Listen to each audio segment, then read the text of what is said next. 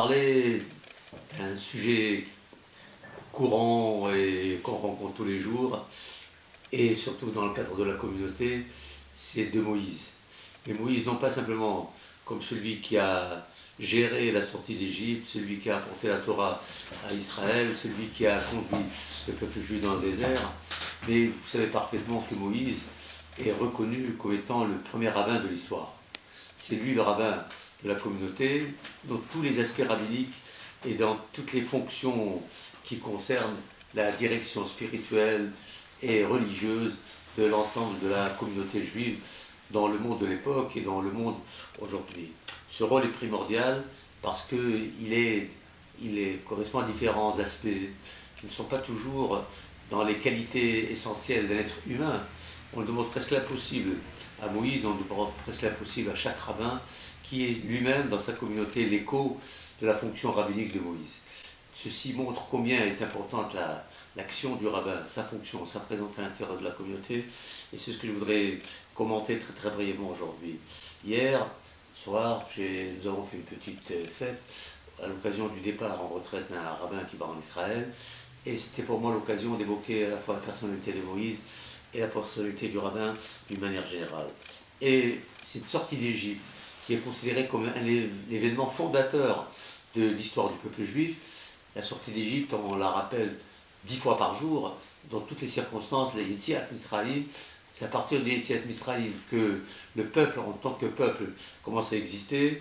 Il a existé avant Moïse comme étant l'histoire de personnalités individuelles importantes qui ont marqué la démarche de la naissance du peuple juif, mais à partir de la sortie d'Égypte, c'est déjà un peuple tout entier. Am Yatzam Misraïm, c'est un peuple qui est sorti d'Égypte, et c'est Moïse qui gère effectivement toute cette sortie d'Égypte. C'est lui qui conduit le peuple, qui les envoie, qui les accompagne dans un désert, c'est-à-dire dans une aventure extrêmement grande, où la liberté va s'exprimer d'une manière totale, mais combien responsable et dangereuse, cette liberté que l'on ne peut assumer que dans la mesure où on a la capacité de se rendre responsable de soi-même, responsable de son avenir, responsable de son destin, ce qu'ils n'avaient pas fait pendant 4 siècles, puisqu'ils étaient soumis à la volonté de leur maître, et il n'était simplement que l'expression, j'allais dire pratique et manuelle, des maîtres de l'Égypte qui étaient les Égyptiens. Et voilà, Moïse va leur apprendre à être libre, va leur apprendre à sortir d'Égypte, à sortir de toutes les Égyptes et d'affronter la liberté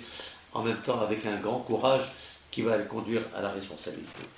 Mais je me suis dit que Moïse, pour avoir toutes ces forces puissantes, extrêmement puissantes, qui le conduit à être perçu comme à la fois le maître, le général en chef, le stratège, celui qui est le politicien qui intervient auprès du pharaon. Il n'y avait pas, au temps de Moïse, le consistoire, le Fonds social, le CRIF, l'organisation sioniste. Non, Moïse a assumé en lui-même toutes ses responsabilités, la responsabilité religieuse, la responsabilité politique, la responsabilité sociale, la responsabilité religieuse bien sûr, et la responsabilité du départ en Israël. Tout cela a été assumé par le même homme et par la même... c'est pas seulement le même homme, par tous ceux qui l'ont entouré, aussi par les lévites, par les prêtres, tout cela pour marquer combien est grande la responsabilité d'un homme comme celui de Moïse qui a conduit la sortie d'Égypte et qui a permis au peuple juif de quitter l'Égypte, de quitter l'esclavage pour respirer l'air de la liberté. Mais pour cela, j'ai dit, je le répète aujourd'hui, c'est que le rabbin doit être comme le temple au milieu de la communauté. Le temple, le tabernacle, le Mishkan, qu'on me fasse un sanctuaire pour que je puisse y habiter. Et Mishkan, c'est les 4 lettres, Mem, Shin, Kaf et Nun. Mem, c'est Meler, Shin, c'est Shofet, Kaf, c'est Kohen, et Nun, c'est Navi. Le rabbin, le maître spirituel de la communauté, doit avoir un caractère royal, détaché de tout, libre dans ses décisions. Il est le roi, en quelque sorte, de la communauté. Non pas qu'il est le roi parce qu'il gouverne d'une manière despotique comme un roi, pas du tout.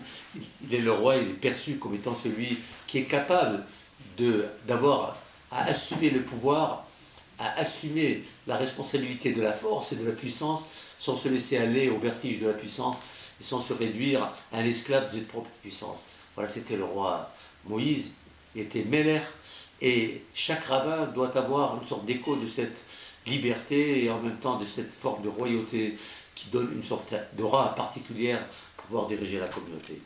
Il est en même temps, je dis même, Shin est en même temps le chauffeur, c'est celui qui intervient pour juger, pour être le médiateur, pour être le réconciliateur à l'intérieur de la communauté. Il est celui chez qui on se réfère lorsqu'il y a une tension, lorsqu'il y a une discussion, lorsqu'il y a un malentendu. Il doit être là, présent, pour être le chauffeur, pour être celui qui doit régler les problèmes internes de la communauté.